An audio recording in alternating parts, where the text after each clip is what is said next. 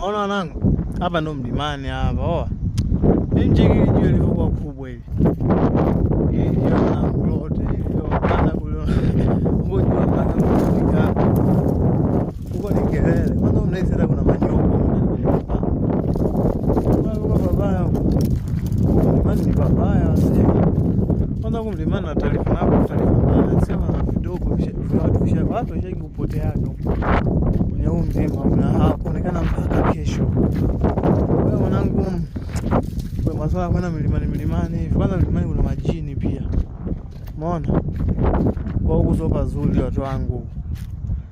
Napona palivo lakini mimi nimetokea mjini huko nyuma kwa sababu napona huko. Ndio nimetokea huko hivi.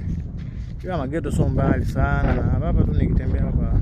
Kwa chapchapu nikitembea kama dakika 5-10 hivi dakika 10 nyingi 5 tuseme. Umeona wanangu, mji ndio huko kama mnavyopaona. SGR ni kule, sema ukirekodi hivi video double video haiwezi kazoom.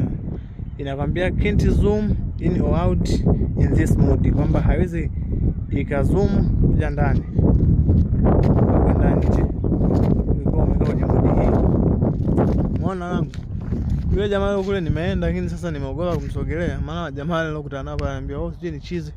Yeye mimi nadhani yule anasali, yule aweze kaa chizi hivyo. Atakuwa anasali yule mwanangu.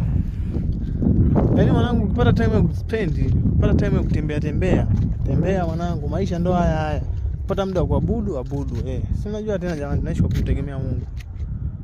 Mazingira ya mlimani nimeyapenda, ila sema nini? Hivi si mvua imenyesha ilikopo lini? Jana juzi tunaona palivyokuwa. Mvua ilinyesha. Kwa hiyo sasa hapa siku ngapi tukikaa kama mwezi ngapi nakuja kuwaoneshia wao mwanangu panafungaga hapa. Yeye panaenda tu sasa hivi wako hivi. Nao paona hivi. Panafungaga panakuwa poli. Nishaikuja kipindi cha mwezi wa 3 hivi, kwa mwezi wa 3 wa 4. Ni poli hatari. Basi kwacha kuna nini huko? Sije kama kuna masimba mzee akaniatia.